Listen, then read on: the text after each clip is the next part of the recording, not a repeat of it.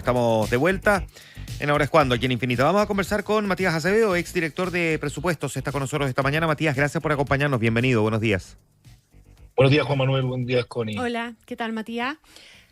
Matías, el tema de conversación es probablemente el gran dolor de cabeza que tiene Hacienda en este minuto y es cómo recuperar la senda de consolidación fiscal. Que como decía el ministro Mario Marcel el lunes en el diario Mercurio, se trazó el gobierno al inicio del gobierno y la idea de no descansar frente a eso. Definamos exactamente la naturaleza del problema, ¿verdad? Porque aquí se habla de falta de transparencia, cosa que en una columna que está justo debajito de esa entrevista en el Mercurio al ministro Marcel, tú descartas. Dice, aquí no hay un problema de transparencia, está bien que sea transparente esto, el tema es qué hacer frente a esta situación. Estamos hablando del ancla fundamental de la política fiscal.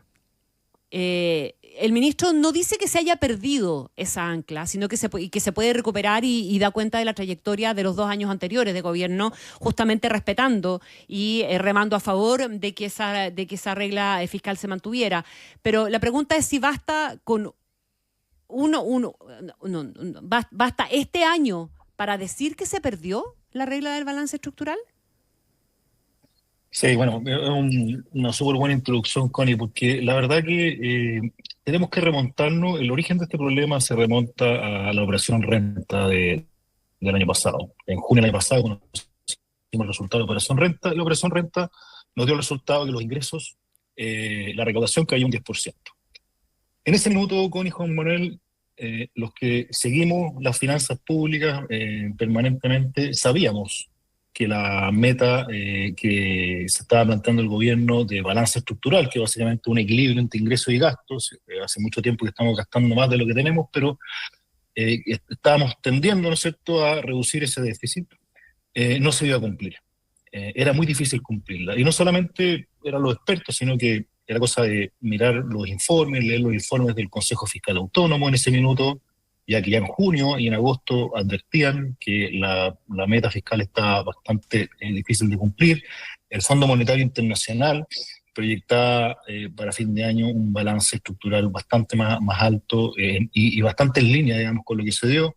Las clasificadoras de riesgo, entonces todos los analistas del mercado estaban esperando eso. Y esto fue justo antes del presupuesto, Corijoma. Y esto es bien importante, porque cuando llega el presupuesto a la Nación, muchos nos sorprendimos del camino que tomó el Ministerio de Hacienda y la Dirección de Presupuesto en el presupuesto, porque a nuestro juicio tomó el camino más riesgoso.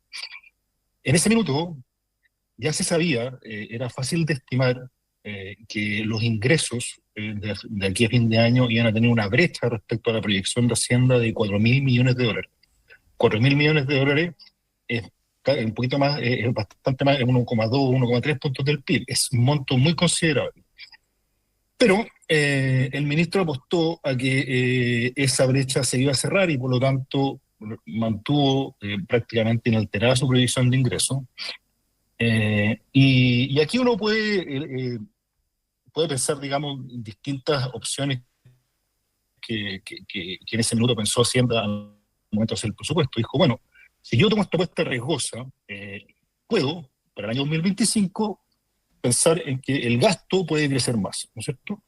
Porque si tengo más ingresos, ¿no es cierto?, eso me permite crecer más el gasto. Y la variable política, que todos lo conocemos, y ustedes que han seguido los temas fiscales hace tiempo, sabemos que la discusión en presupuestaria es cuánto crece el gasto. Más allá de que a todos nos debería interesar cómo se gastan los recursos fiscales, la pregunta es cuánto crece el gasto. Entonces, si reconocía este escenario esperado por todos, digamos, evidentemente el gasto podía crecer menos.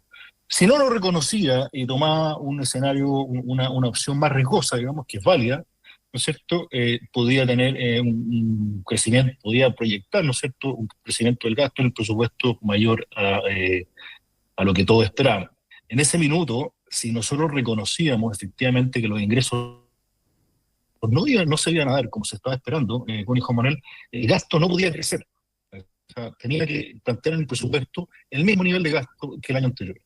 Y eso sabemos que es muy difícil políticamente hablando. Entonces, desde ese punto de vista, me parece que el Ministerio de Hacienda tomó un camino riesgoso y que finalmente, digamos, lo que todos proyectamos en su momento, digamos, se terminó dando y terminó en esta situación de mayor déficit fiscal que por lo pronto es la mayor desviación que tiene la meta, digamos, de balance estructural desde la creación de la regla en el año 2001 por el mismo ministro Marcel, digamos, sin tener un año de crisis intermedio, digamos. Entonces, ahí donde uno se pregunta por qué no se optó por un escenario más conservador, Matías, o el escenario esperado. ¿qué tan común es que los ministerios de Hacienda en determinados momentos tomen apuestas más bien riesgosas? ¿Qué tan común ha sido en la historia chilena?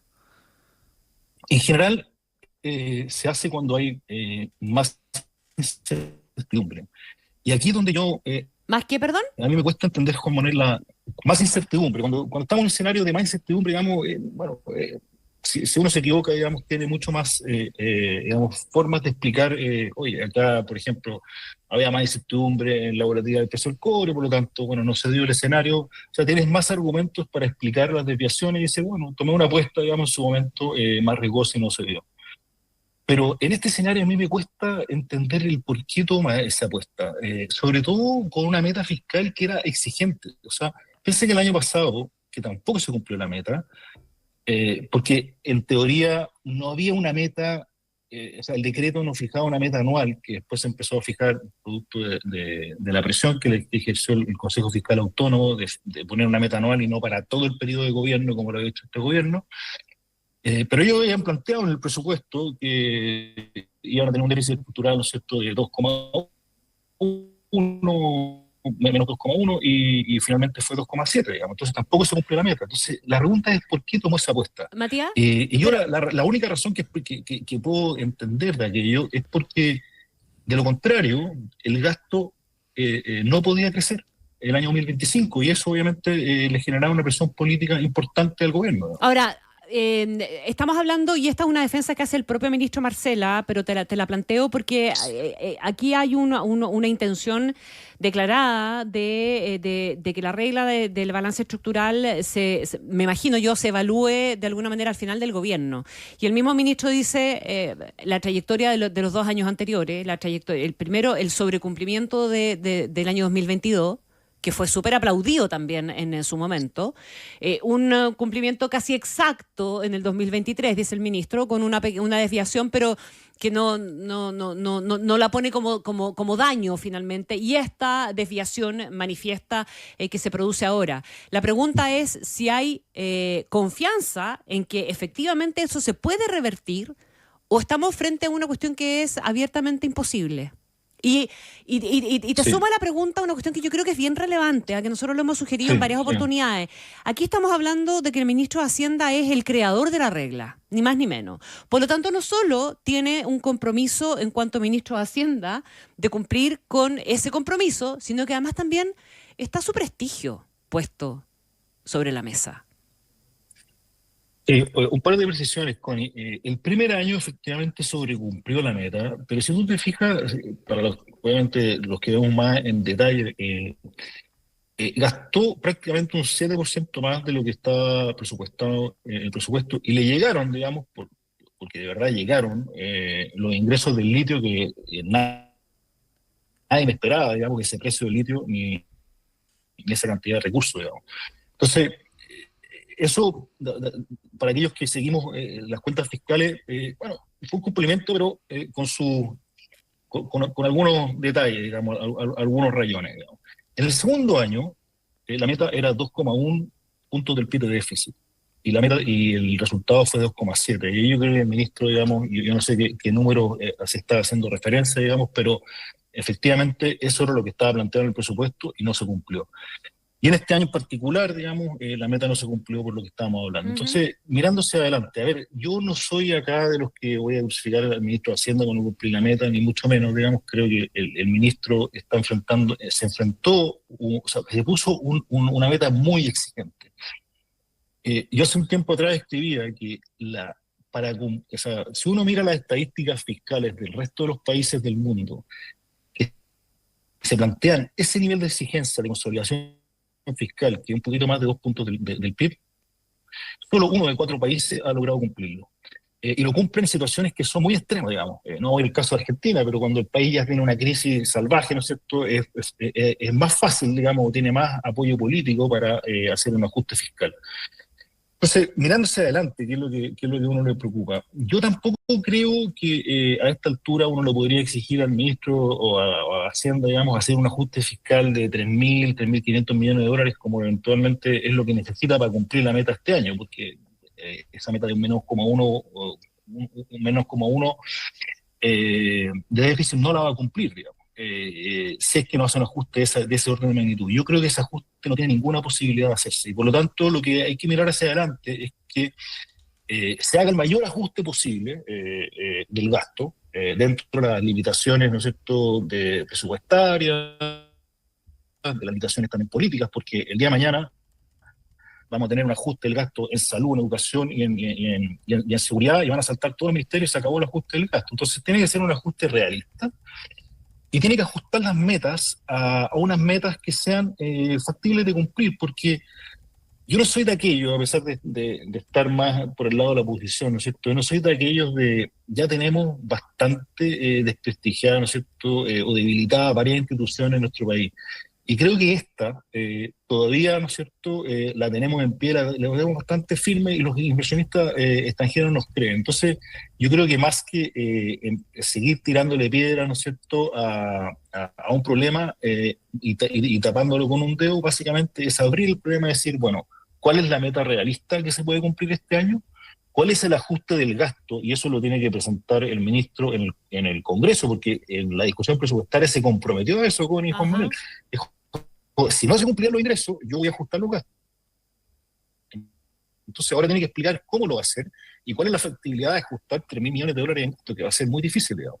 Entonces, en ese contexto yo creo que tiene que plantear una meta realista, distinta, no sé si menos uno no va a ser, digamos, pero va a ser algo más de déficit, y junto con un ajuste fiscal, ¿no es cierto?, que sea un esfuerzo donde todos vean que se está haciendo el mayor esfuerzo posible en el ajuste del gasto. De lo contrario, lo que vamos a terminar haciendo, y yo se lo dije al ministro de Hacienda, por lo pronto le dije, nos va a dar, digamos, todo el año para discutir que cada informe de finanzas públicas lo vamos a salir criticando de que no va a cumplir la meta, de una meta que usted se comprometió. Y por lo tanto, hay que hacerla, como dicen los emprendedores, cuando uno falla, ¿no es cierto?, tiene que fallar rápido, corregir, y buscar cuál es la meta que nos permite mantener las finanzas públicas ordenadas hacia adelante. ¿Cuán difícil es hacer esa pega que te estás describiendo? Es compleja porque en el fondo el Congreso esto no se lo va a dar gratis, obviamente no le va a decir, oiga, no cambie la meta y póngale -2 y con eso cumplimos, no tiene que hacer ningún ajuste. Pero es un poco la apuesta que él tomó, porque si uno piensa teóricamente, decir, bueno, si hubiera reconocido este gasto en el momento oportuno, que es la discusión de presupuesto, el gasto sería menor, digamos, para el año 2025. Aposté por un escenario riesgoso y el gasto tuvo que ser más, ¿no es cierto? Ahora tengo que hacer un ajuste, pero el ajuste no va a ser del orden de magnitud que hubiera tenido que hacerlo, digamos, al momento de presentar la ley de presupuesto, digamos, sino que va a ser menor. Entonces, yo creo que en eso, no sé, yo estoy pensando algo del orden de 1.500 millones de dólares máximo, que se puede, más, incluyendo ya lo que se hizo, que se hizo un ajuste de 600 millones de dólares. Yo creo que más espacio que eso no tiene, porque lo otro es empezar a picar en el gasto de inversión, que es lo más fácil, ¿no es cierto? Es decir, bueno, el puente, la carretera que tenía pensado construir, la construye el próximo año y punto, ¿no es cierto? Pero eso es estudiar el gasto hacia adelante, al final del día el puente, la carretera, si está bien evaluada, claro, se tiene que hacer igual, digamos, ¿te fijas? Entonces, desde ese punto de vista, yo creo que el punto acá es que tiene que ser un ajuste realista y pensar en una meta realista, no solamente para este año, sino que esto también se arrastra y por eso tiene una connotación política importante, lo vamos a ver en marzo en la discusión en el Congreso, para lo que va a ser el próximo gobierno. Porque el ajuste que no haga ahora se lo va a estudiar al próximo gobierno y eso obviamente va a tener una presión política importante al momento de presentar este ajuste. Por eso yo creo que esto hay que mirarlo en perspectiva, pensar que el próximo gobierno ya va a empezar con un déficit fiscal de menos 0,5 puntos del PIB, era imposible, ¿no? Ese ajuste fiscal nos ha dado, como les decía anteriormente, se da en 1 de cada 4 países del mundo cuando tienen una situación económica compleja o política muy compleja, y no en el caso de Chile. Matías, tú dijiste al comienzo de esta conversación, en la descripción general, digamos, del problema, que uno de los clásicos de los clásicos debates es más bien el cuánto va a aumentar el gasto y no más bien la eficiencia respecto de en qué se gasta. Esa es una discusión que en general se suele patear y que cuando alguien quiere o intenta abordar queda bien como subsumida, digamos, en otras discusiones. ¿Por qué suele pasar eso y cómo se puede corregir eso? Desde un punto de vista estructural. En el fondo, dicho en simple, saber si somos eficientes en el gasto. Porque, Juan Manuel, yo te pongo el siguiente ejemplo. Supongamos que tenemos un programa de educación que va a ayudar a los niños, digamos. Y esto es un ejemplo real, digamos, no al nombre del programa, porque no me lo recuerdo, pero en ese momento se planteó. Y yo digo que ese programa se está ejecutando mal, y por lo tanto, el próximo año te va a dar 0 pesos en ese programa. Eh, por mínimo que sea ese gasto, desde un punto de vista como porcentaje del presupuesto, te va a generar un escándalo político enorme en el Congreso. Y no solamente por el hecho del programa y la significancia en educación, sino que además porque en muchos programas ocurre que, y esto hay que decirlo como hay operadores políticos, hay gente que tiene capturado, ¿no es cierto?, esos programas por personas de su coalición, y esto es válido para los dos lados, digamos. Usualmente uno se siempre carga la mano, digamos, al lado opositor, pero de verdad, esto yo lo he visto transversalmente, Ajá. y son ellos mismos los que no te permiten cerrar los programas o hacer modificaciones. Fíjate que con Ignacio Briones, el año 2020, para el presupuesto de 2021, de alguna manera, entre comillas, nos aprovechamos, y esto un poco la línea de la pregunta que me hacía la Connie. Nos aprovechamos de la crisis del COVID, y dijimos, vamos a hacer recortes en todos los programas que tengan, obviamente, cuestionamientos respecto de su eficiencia, y cuestionamos tantos programas que finalmente el Parlamento no los pudieron seguir, digamos, y finalmente hicimos recortes en programas por más de $1.000 millones. Pero en ese contexto, en un contexto donde estaba todo revuelto, digamos, y era muy difícil, ¿no es cierto?, argumentar o defender, ¿no es cierto?, la mantención de programas que efectivamente, recursos que se podían ocupar para la pandemia. Entonces, es la política. Yo diría que hay una parte muy relevante que es la política la que te impide hacer esos cambios. Por lo tanto, para tú poder hacer esos cambios necesitas, primero, hacer un cambio importante en el estatuto administrativo, porque si tú no cambias el estatuto administrativo, vas a terminar el programa, pero no vas a poder sacar a la gente. Hoy día no puedes despedir a nadie en el Estado, porque está la confianza legítima y otros subterfugios que ocupan, ¿no es cierto?, para mantenerse en el cargo. Y por lo tanto no sacas nada. Si el 50 o 60% del costo del programa es solo empleados públicos, no los puedes sacar, los tienes que mandar de un lado a otro. La verdad que paga un costo enorme político por cerrar el programa, pero finalmente la mitad del costo te lo tienes que seguir bancando, digamos. Entonces, en ese contexto, me parece un cambio importante en el estatuto administrativo. Es relevante para tú poder, ¿no es cierto?, seleccionar a los mejores y obviamente tener un mecanismo de salida que sea con indemnización y todas las cosas que ocurren en el mercado privado.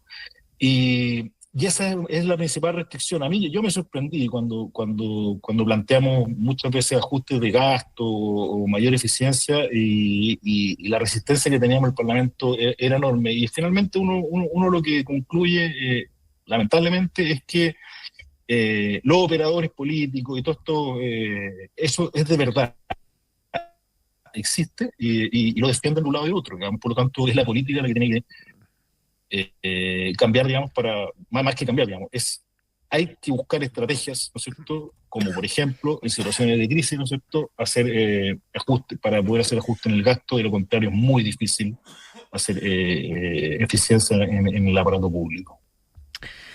Bien, pues buena conversación con Matías Acevedo, exdirector de presupuesto esta mañana. Matías, te queremos agradecer estos minutos de diálogo para poder entender un poco mejor este escenario en el que estamos parados.